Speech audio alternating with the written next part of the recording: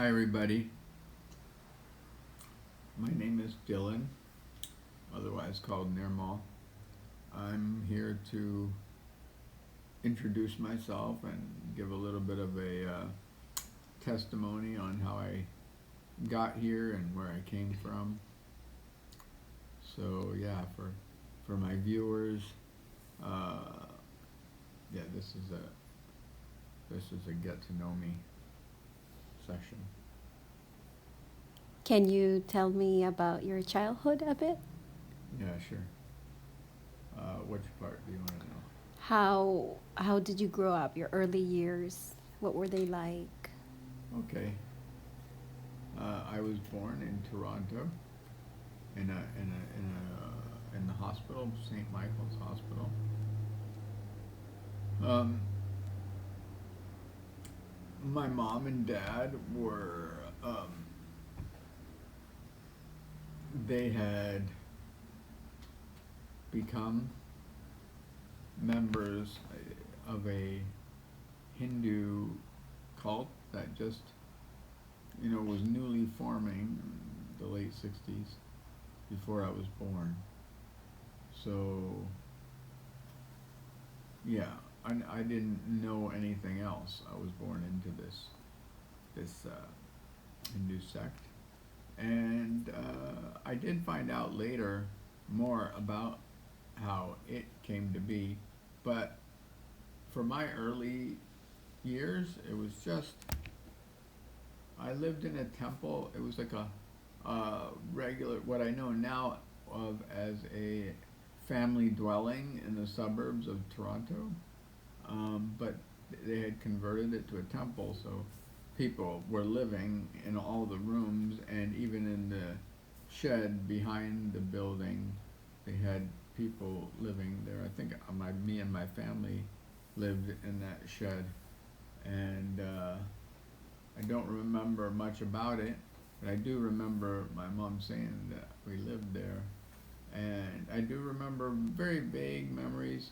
There was a few other kids that that were raised at that place, and it was kind of our life consisted of uh, going into the temple rooms. They had these ritual rooms where they would uh, have like singing and dancing in front of these statues, and have offerings of various items to the statues, and then yeah, we had mantras or songs that we would recite about each of the.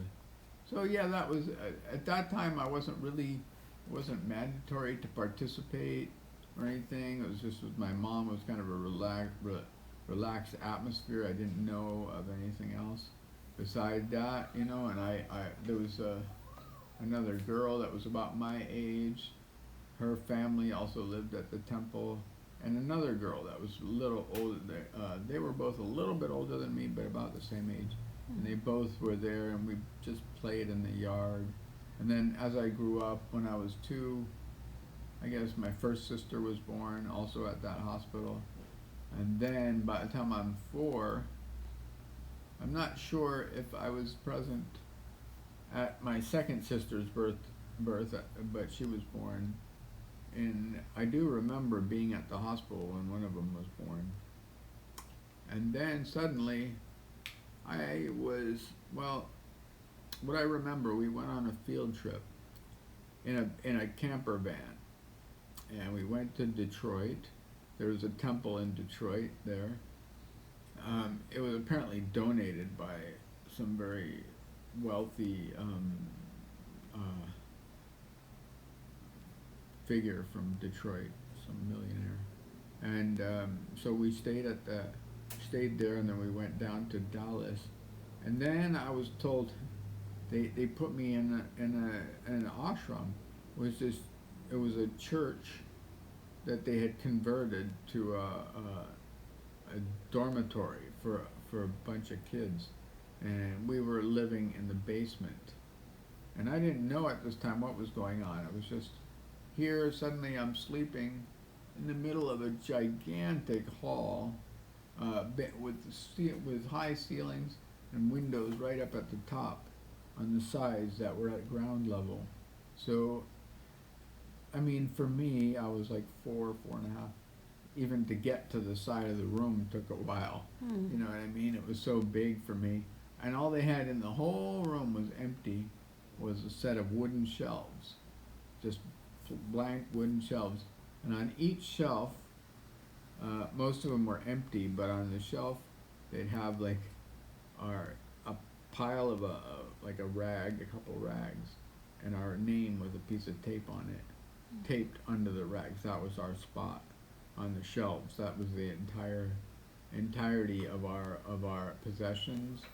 So I'm there, and then my parents just said that I was being dropped off there, and that they were saying goodbye, and I didn't really have an explanation or the length of time that I was going to be there, when I was going to see them again. You were 2? I was 4. And suddenly I'm there with a bunch of strangers, and the rules were really strict, and the people that they had in charge of us were very mean. I had no way of knowing who they were. First of all, where they came from. There was just suddenly new people barking orders at me, and I was terrified. Let me tell you, I was terrified. And we weren't allowed to cry either. There was no crying, there was no hugging, there was no nothing. So I would just literally cry myself to sleep every night, you know, and try not to be heard. And then they would come in at 4 in the morning, and if you didn't wake up to them yelling out loud, they would just pick up the blanket and dump you on the floor. What did your parents say to you that they were doing that for? Like, what was their explanation Like to I a said, 4-year-old? I don't remember any explanation given. As time went on, the explanation that I oh, my foot's getting so swollen. The explanation that I had been given was that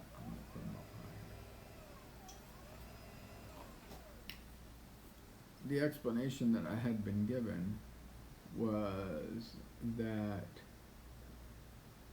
you know, we are not these material bodies, that connections to our parents and family are not real, and the only connection that we have is to God, and we go through the guru. So we were being placed in these schools, which were called, like, they were guru schools. So they belonged. So now we weren't a possession of our parents. We were a possession of the gurus, and as possessions of the gurus, we were learning to be a detachment from our body and from this world. So austere conditions was part of it, like a hard bed, sleeping on the floor, cold showers at 4 in the morning, no affection, no attention like that. Just, for a 4-year-old, it was absolutely obscene. So when I think back on it, when I didn't know any different. They would march you, you had to stand up, your feet would be freezing, and it was stone floors, cold in Dallas, cold, cold, cold. They'd march you to the door, or you'd have to get marched to the door, get in line, wearing a piece of cloth around your waist. Just a little thin, they didn't believe in towels, so they're just a cotton piece of cloth.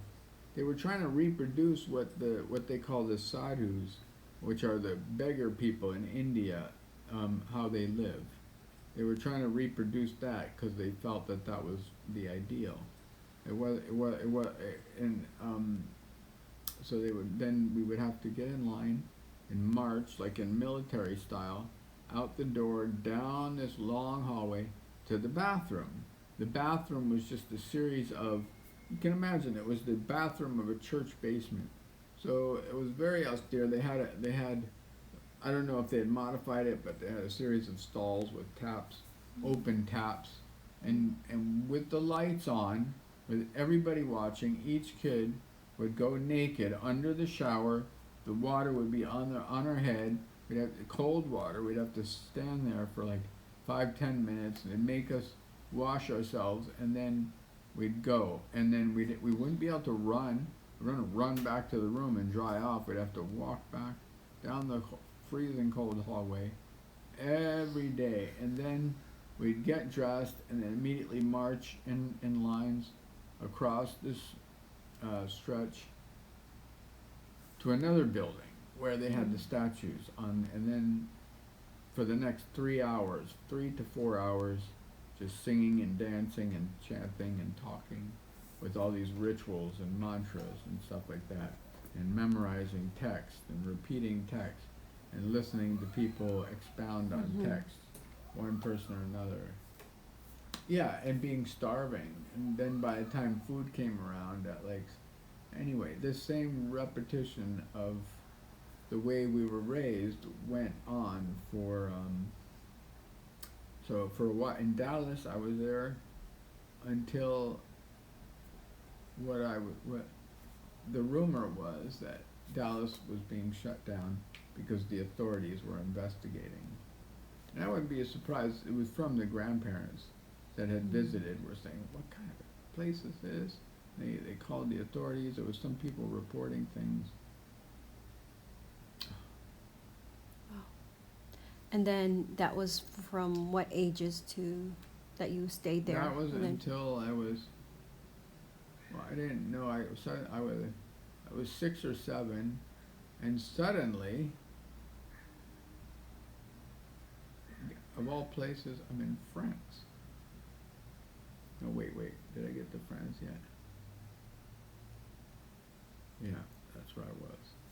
I was in France, in a school in France. It was on a like a farm in the middle of the countryside with a chateau, like a castle. And we lived in an ashram, like a small, almost like a hut with a bunch of kids in there, and then we would march to the temple. But it was a lot different. It was a lot nicer, you know, the mood was more relaxed. The girls were not, the segregation was not quite as strict. Although you couldn't mingle, you could at least see each other and have some, you know, conversation maybe. And then I had I was a adventurous little kid, and they didn't have a lot of they would let us kind of do whatever we wanted a little bit. So one time I took this crane. They had a crane, you would crank it and it would lift this platform up in the air. And me and my best friend, one of the other kids there at the time, I cranked it up in the air, and then the weight of it, I couldn't hold it. He was sitting on the platform, and it spun out of my hand and hit me in the head and knocked me out. I got a big crack and some stitches on my head. And then I have a scar on my thumb